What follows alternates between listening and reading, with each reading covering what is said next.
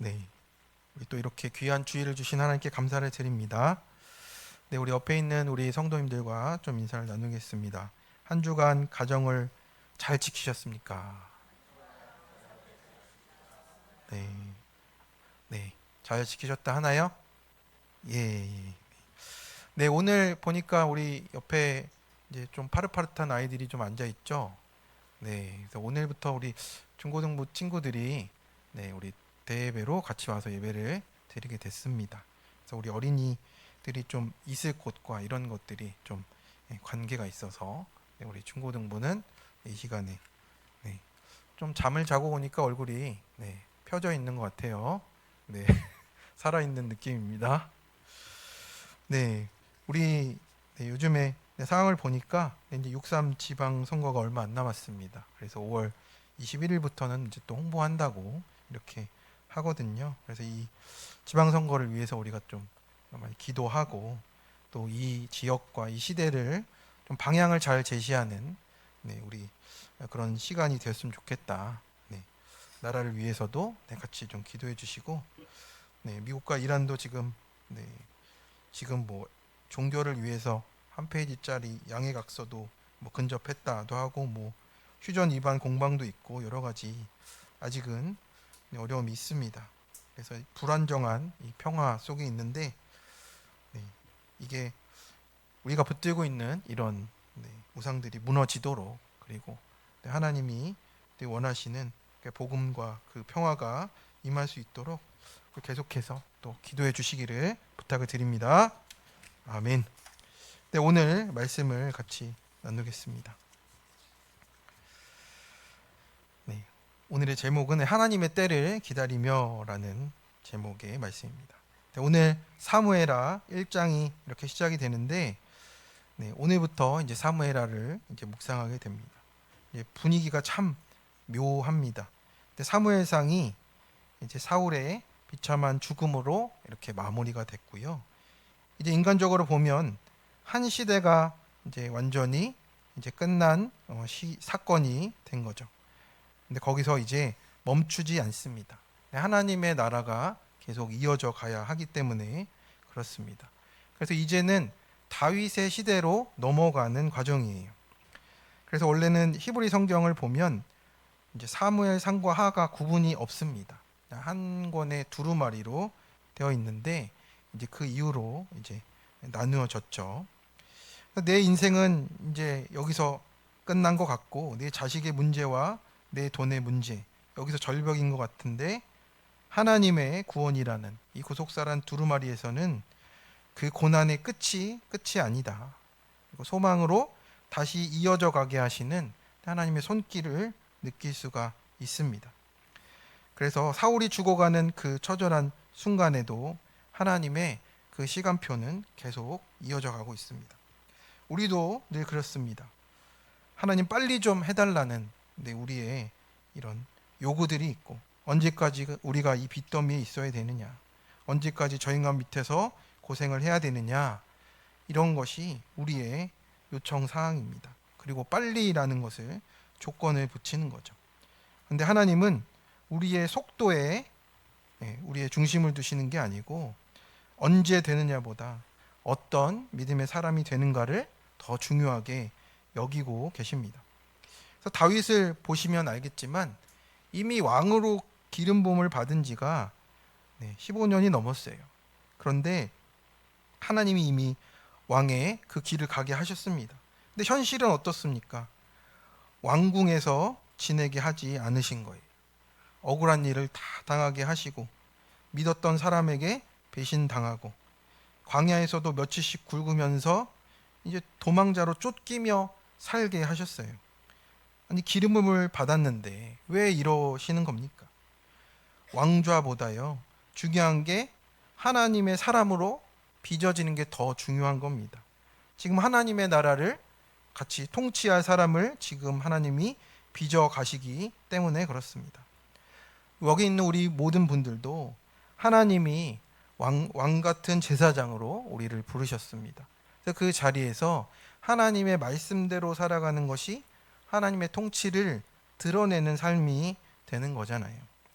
그래서 우리가 고난은 내 인생이 종치는 사건이 아니고 내가 하나님의 사람으로 만들어지는 필수 커리큘럼이라고 하는 겁니다. 그래서 내 겉사람이 깨어져야 속사람이 살아나기 때문에 그렇습니다. 우리 옆에 있는 분에게 커리큘럼 다 이수하셨습니까? 한번 인사해 주세요. 이수를 하셔야 됩니다.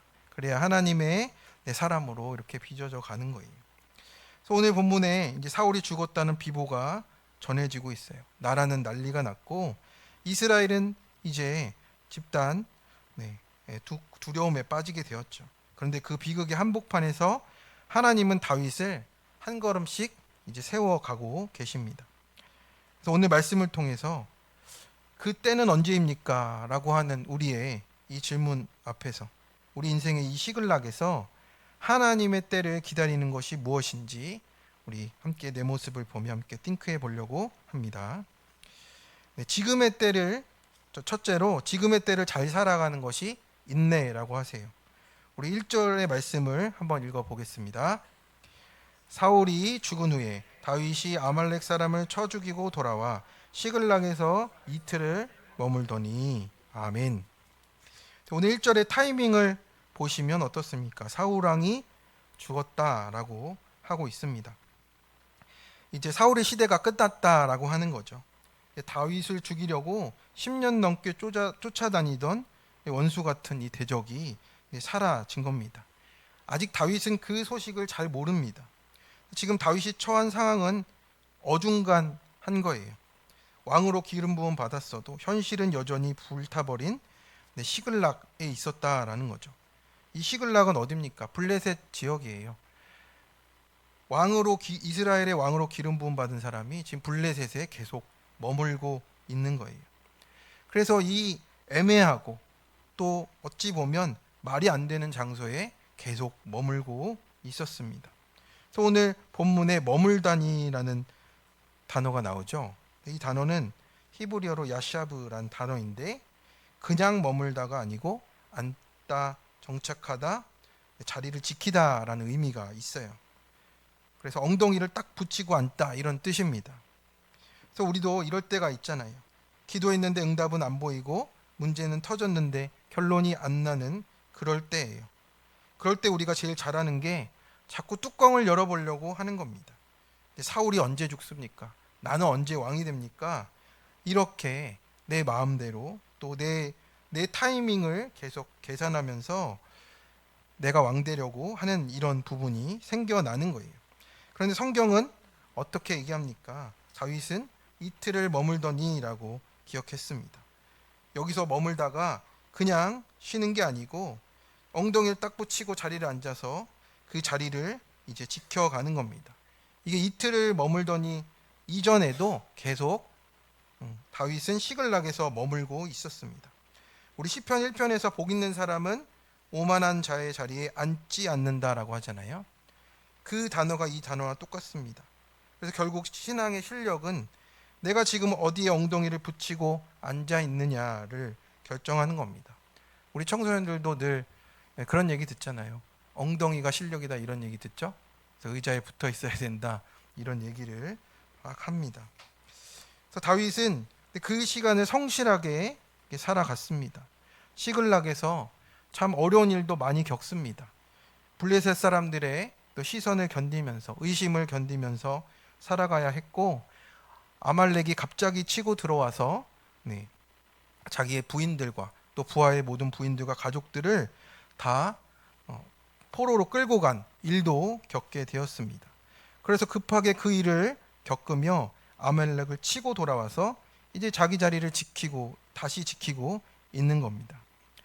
그러면서 이제 조급하게 움직이지 않고 이제는 내 시대다라고 하지 않습니다. 이제는 그 기다림을 우리가 어떻게 생각해야 될지를 봐야 되는 겁니다. 우리는 기다림을 가만히 있는 것으로 생각을 하잖아요. 그러나 성경에서 말하는 인내는 멈춰 있고 가만히 있는 뜻이 아닙니다. 하나님의 때까지 자기 자리를 지키며 살아가는 능력이라고 말하는 거예요. 2절의 말씀을 같이 한번 읽어보겠습니다. 시작. 사흘째 되는 날에 한 사람이 사울의 진영에서 나왔는데 그의 옷은 찢어졌고 머리에는 흙이 있더라. 그가 다윗에게 나와 땅에 엎드려 절하매. 아멘. 그리고 사흘째 되는 날이라는 표현이 있습니다. 이게 또 우리에게 다가오는 것이 있죠. 이제 사흘째 되는 날은 늘 그냥 지나가는 날은 아닙니다. 아브라함이 모리아산을 바라본 날도 사흘째였고 요나가 물고기 뱃속에서 나온 것도 사흘 만입니다. 우리 주님이 부활하신 날도 사흘째 되는 날이었잖아요. 그러니 이 사흘째는 죽음을 뚫고 나오는 부활의 시간을 의미하고 있는 거예요. 절망을 뚫고 솟아나는 하나님의 개입을 뜻한다라고 하는 겁니다. 그래서 다윗은 지금 어디에 있습니까? 이 시글락입니다. 바로 며칠 전에 아말렉의 침공으로 가족도 잃고 재산도 다 포로로 뺏겼습니다. 부하들은 이제 다윗을 돌로 치려고 했던 그 위급한 상황 바로 그 직후인 거예요. 얼마나 처참한 자리로 다시 돌아왔습니까? 시글락은 불타버린 마을이 되었고 통곡했던 자리고 하나님은 바로 그 자리에서 이제 다윗을 준비시키려고 하시는 거예요. 자기의 시작이 어딘지를 보게 하시는 겁니다.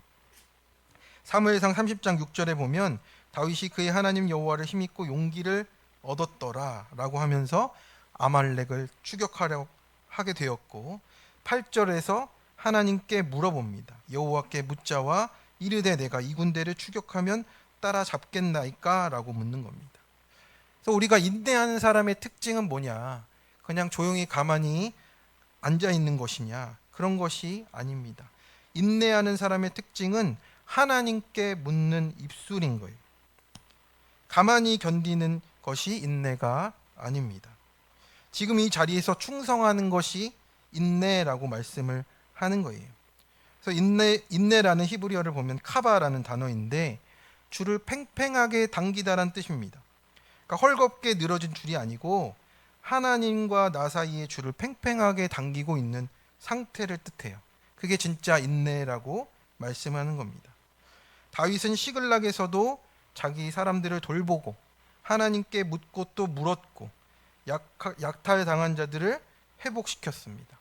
그것이 자기의 역할이었고 자기의 순종이었기 때문에 그 인내를 이렇게 멈춘 자리에서 한 것이 아니고 능동적으로 충성하면서 자기의 자리를 지켜간 것입니다. 시골 할머니 댁에 가면 마당 한쪽에 김장독들이 있잖아요. 이제 겨울 때쯤에 이제 김치를 담가서 묻어두면 그 뚜껑을 열면 됩니까? 안 됩니까? 네, 안 되는 거예요. 익었어요? 먹어도 돼요? 하면서 열어보면 안 되고 하나님 할머니가 열라고 할 때 열어야 된다라고 하는 겁니다. 네, 우리 옆에 있는 분에게 하나님이 열라고 할 때 여시기 바랍니다. 네, 열라고 할 때 여셔야 돼요. 자꾸 혼자 여시면 안 됩니다. 네, 우리 인생도 똑같습니다. 자꾸 뚜껑 열어보고 조금만 억울해도 내가 움직이고 인간적인 방법을 써요. 하나님보다 먼저 결론을 내려버립니다. 언제 응답해 주십니까? 언제 길을 열어주십니까? 근데 하나님은 지금 묻어두라고 우리의 조급한 마음을 향해서 말씀해 주세요. 시글락의 그 흙 속에 두어야 돼요. 어둠 속에, 답답함 속에 하나님이 익혀주고 계신다라는 겁니다. 우리는 광야로 가면 재수없어서 가는 곳이라고 생각할 수 있습니다. 그런데 광야가 하나님의 사람을 빚는 하나님의 학교라고 하십니다. 그래서 우리가 그 광야의 커리큘럼을 도망치지 말고 이수해야 광야의 자격증이 생긴다라고 하는 겁니다. 그래서 하나님은 오늘도 지금 우리를 깊은 사람으로 만들고 가시는 거예요. 다윗이 이제 사무엘에게 기름 부음을 받고 헤브론의 왕좌에 앉기까지 얼마나 걸렸는지 보면요 15년이 걸렸어요. 15년 동안 김장독에 묻혀 있었다라는 뜻입니다.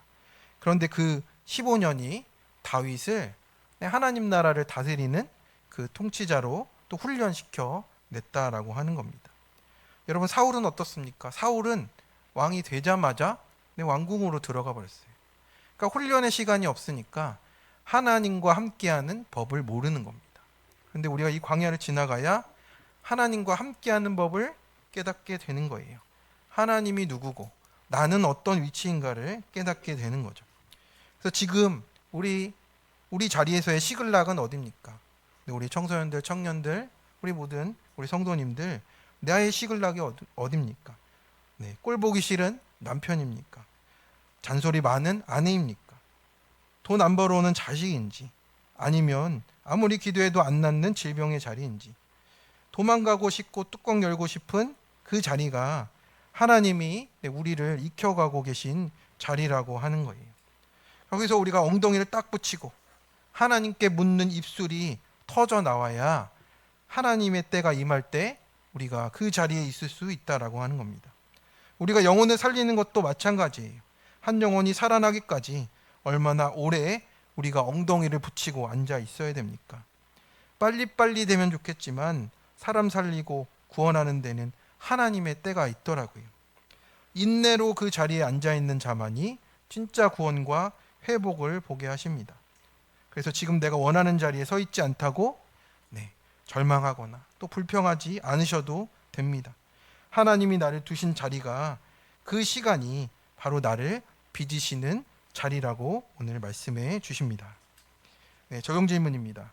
지금 내가 머물러 앉아 있어야 될 시글락은 어디입니까? 그 자리에서 자꾸 도망치고 싶은 마음은 무엇 때문인가요?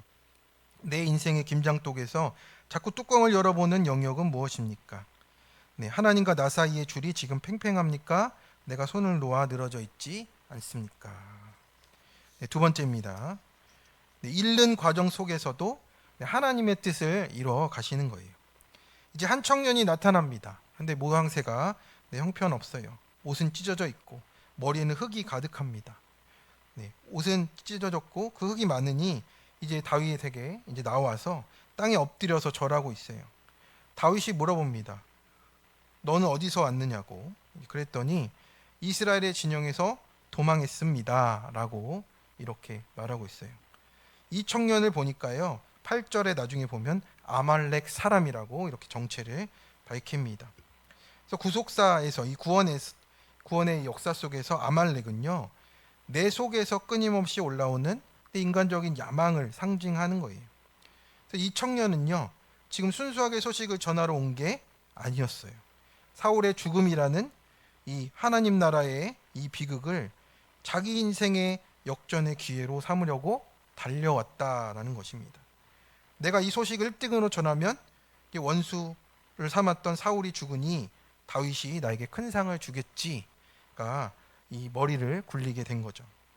우리 4절의 말씀을 같이 한번 읽어보겠습니다.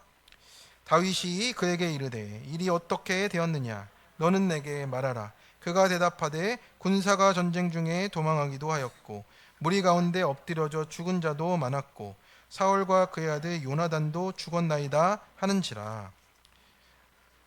이 청년이 가져온 소식이 어떤 소식입니까? 이름의 소식이에요. 상실의 소식인 거죠. 이스라엘은 패배했습니다. 군사들이 도망가고 죽었고 사울 왕도 죽었습니다.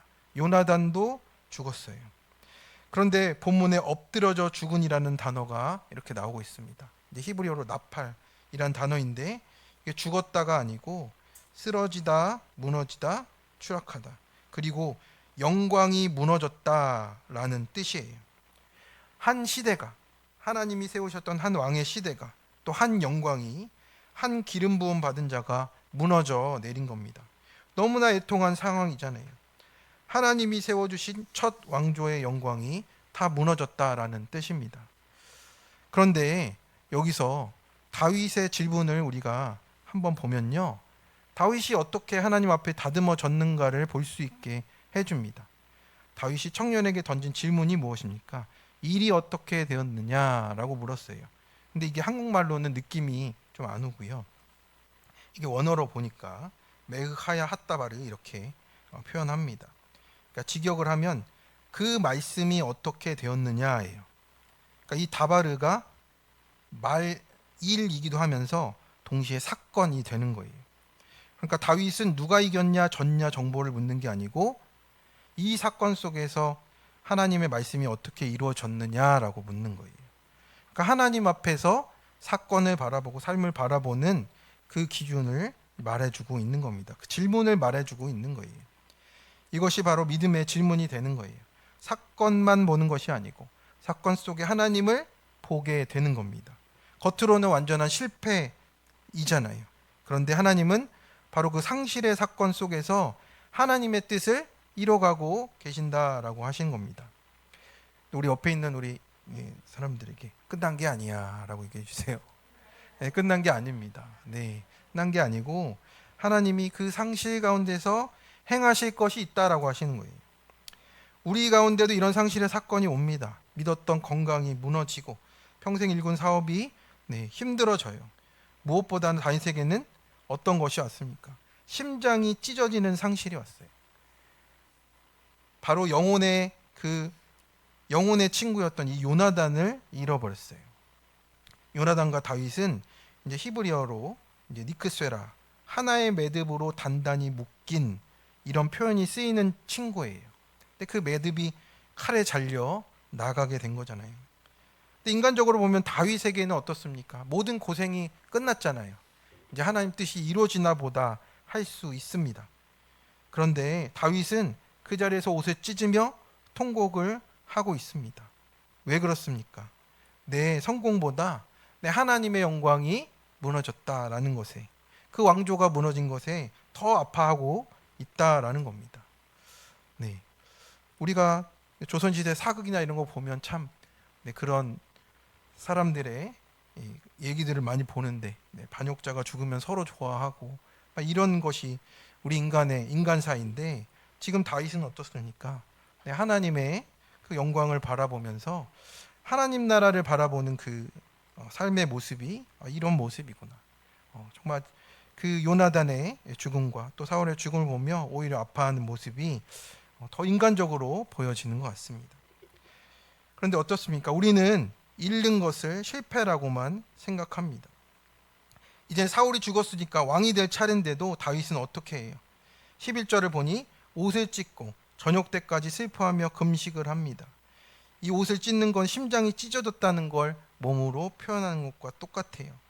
또 우리가 이 잃는 실패 속에서 건강을 잃고 관계를 잃고 물질을 잃고 체면을 잃으면 망했다 생각을 하는 겁니다.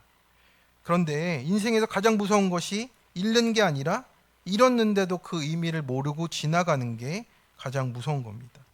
하나님은 잃음의 자리에서도, 상실의 자리에서 가장 깊은 진리를 보여주시는 거예요. 우리는 무엇을 얻었을 때 하나님을 안다고 착각합니다. 그런데 진짜 신앙은 잃었을 때 드러나게 되어 있는 거예요. 우리 청소년부 큐티를 좀 봤습니다. 세 자녀를 둔 아버지라고 합니다. 첫째 딸이 5살 때 믿음의 공동체에 왔는데 20년간 소그룹의 리더와 찬양팀으로 교회를 섬겼답니다. 그래서 오랜 헌신만큼 보상해 주시겠지가 있었습니다. 수고하고 섬기니 하나님이 자녀들에게 탄탄대로를 걷게 하실 줄로 여겼습니다. 아말렉 청년이 다윗의 보상을 기대하며 나갔듯이 이 봉사를 또 하나님의 축복의 수단으로 여겼던 것이죠. 이런 기복의 바람과 달리 고난이 찾아옵니다.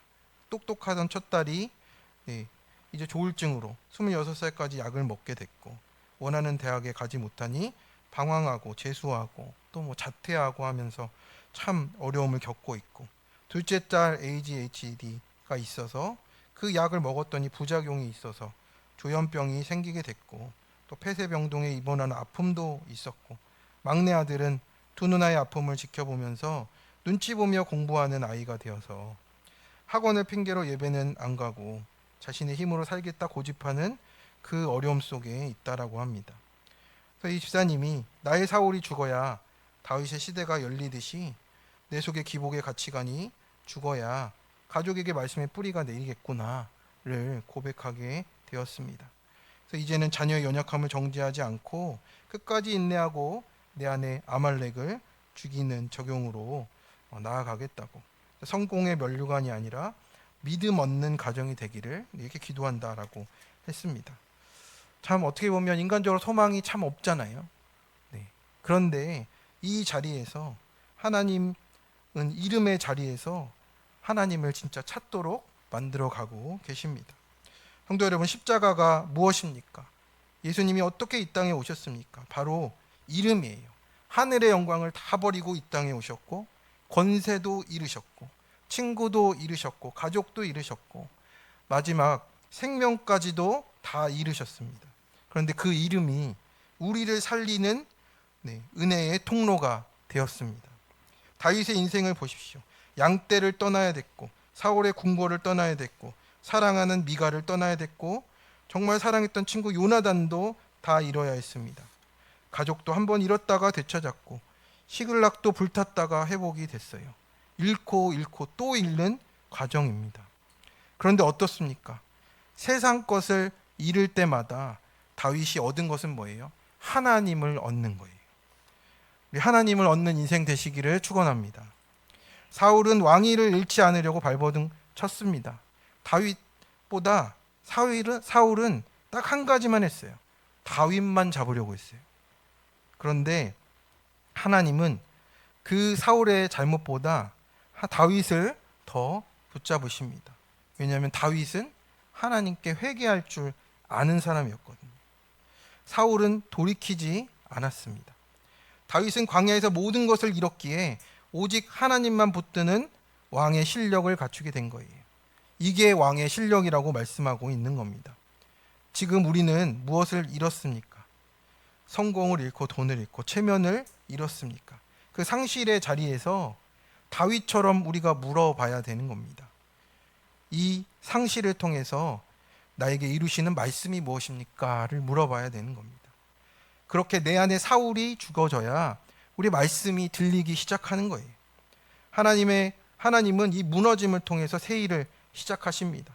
내 야망으로 가득 찬 사울의 시대가 무너져야 하나님께 묻고 하나님께 엎드리는, 하나님께 회개하는 다윗의 시대가 열린다라고 하시는 겁니다. 내가 붙드는 내 영광의 줄이 끊어져야지 하나님의 구원줄이 보인다라고 오늘 말씀하십니다. 오늘 우리가 눈물과 상실로 마음 아파하고 있다면 결코 헛되지 않은 것은 하나님이 그 이름의 골짜기를 통해서 그 가운데 우리를 가장 거룩한 길로 하나님의 나라의 왕으로 세워주시는 그 길로 인도하실 줄 믿습니다. 적용 질문입니다. 내 인생에서 잃었다 생각하는 것은 무엇입니까? 아직 상처를 묵상하며 반복합니까? 사건 속의 말씀은 무엇입니까? 묻고 있습니까?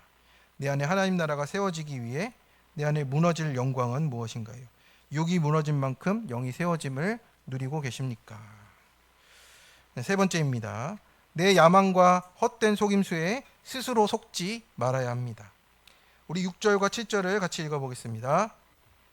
그에게 알리는 청년이 이르되 내가 우연히 길보아 산에 올라가 보니 사울이 자기 창에 기대고 병거와 기병은 그를 급히 따르는데 사울이 뒤로 돌아 나를 보고 부르시기로 내가 대답하되 내가 여기 있나이다 한즉 이 청년의 첫 마디가 무엇입니까?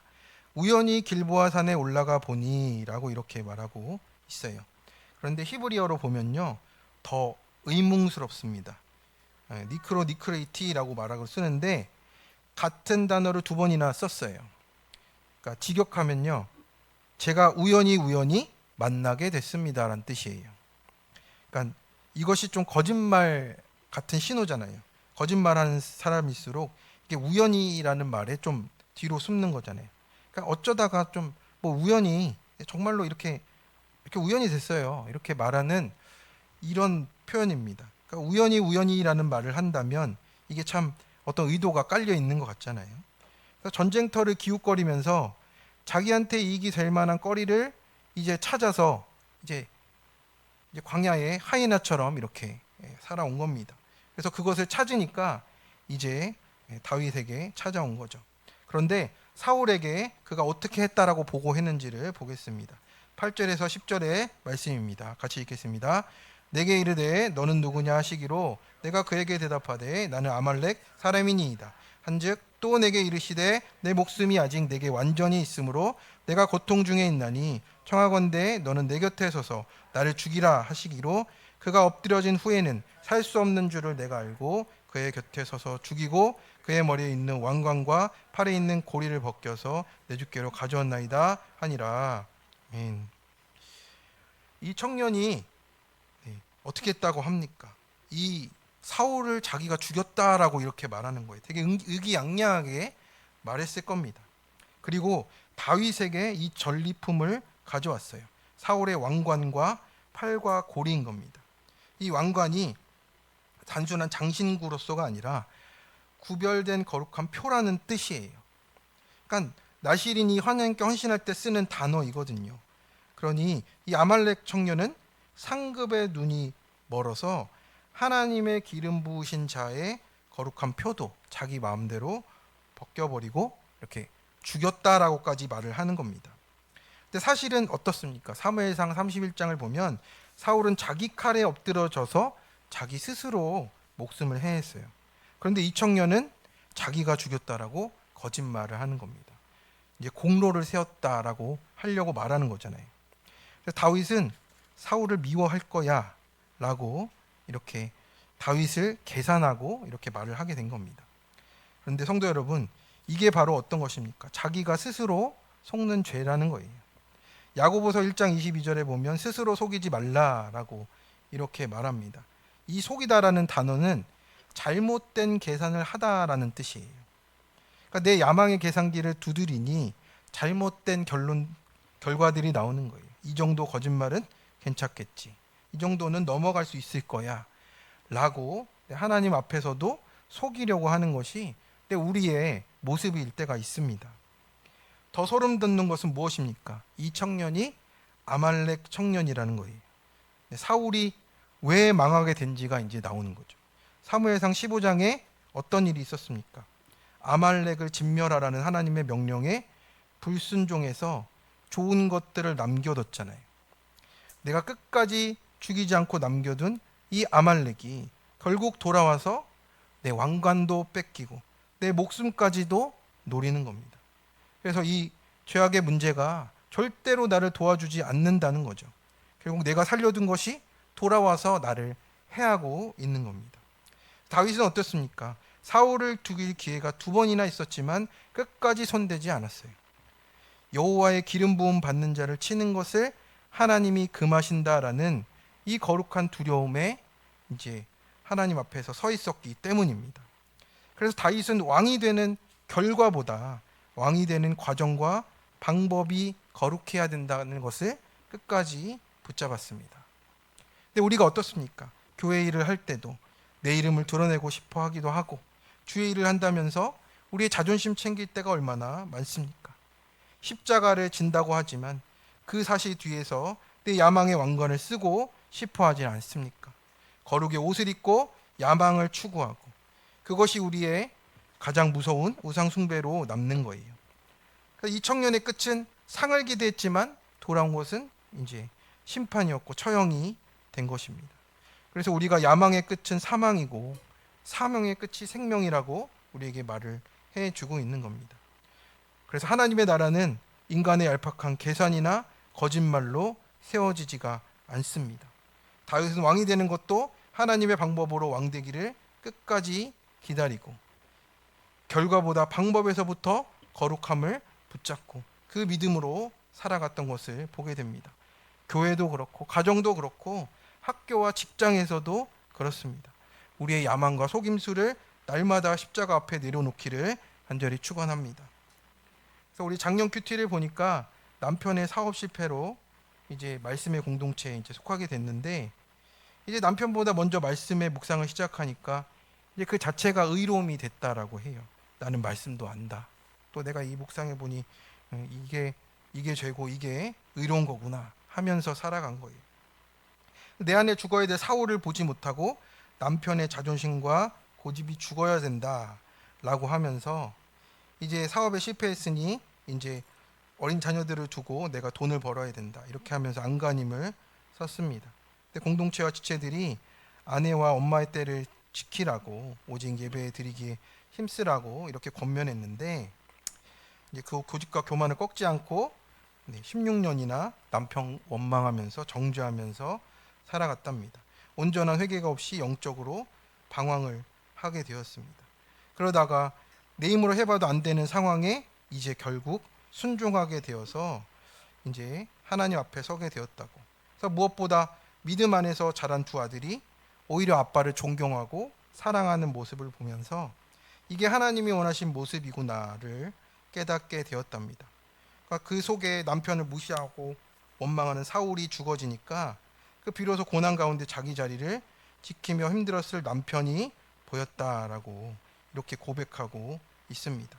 그래서 자기 역할을 묵묵히 감당한 남편이 다윗 같은 믿음이라고 이렇게 인정이 되었고, 겸손한 환경을 통해 양육해 주시고 분별의 지혜와 인내를 가르쳐 주심에 감사를 드린다고, 남편이 출퇴근 시에 웃는 얼굴로 인사하겠다, 가족이 저에게 틀렸다 하면 변명하지 않고 인정하겠다. 네, 네, 잘 회복이 이루어진 것 같죠? 네, 우리 옆에 있는 분에게 웃는 얼굴로 한번 인사하겠습니다. 네, 이렇게 출퇴근할 때 이렇게 웃어주세요. 네, 이렇게 웃어주시고, 네, 살아있는 모습을 좀 보여주세요. 네, 네, 멀지 않습니다. 네, 말씀으로 적용하는 스마일이 우리를 살릴 줄로 믿습니다. 오늘도 내 야망의 계산기를 내려놓고 하나님의 방법대로 정직하게 기다리는 저와 우리가 되기를 축원합니다. 결과가 좀 늦어도 하나님의 방법이 가장 빠르고 정확한 길임을 믿으시기를 축원합니다. 네, 적용 질문입니다. 요즘 내가 우연히 하면서 속이려 하는 것은 무엇입니까? 내가 끝까지 진멸하지 못하고 살려두어서 나를 공격하게 만드는 내 안의 아말렉은 무엇입니까? 하나님의 이름을 빌려 내가 챙기려는 야망의 왕관은 무엇인가요? 내 삶에서 하나님의 방법을 회복해야 하는 영역은 어떤 부분입니까? 네, 우리 말씀을 맺겠습니다. 우리 이제는 하나님의 때가 결코 늦지 않는다는 것을 꼭 붙잡고 가시기를 바랍니다. 우리 눈에는 사울이 죽고 나라가 망하는 것이 끝인 것 같지만 하나님의 구속사에서는 그것이 다윗의 시대를 여는 하나님 나라의 또 새로운 시작이 되었습니다. 우리 기다림이 실력이 되고 상실 속에서 말씀을 묻고 내 야망의 계산기를 내려놓는 삶으로 그 시글락에서 도망치지 않으며 하나님의 때를 온전히 기다리면서 온전히 나아가시는 우리 진짜 다윗들 되시길 간절히 축원합니다. 아멘.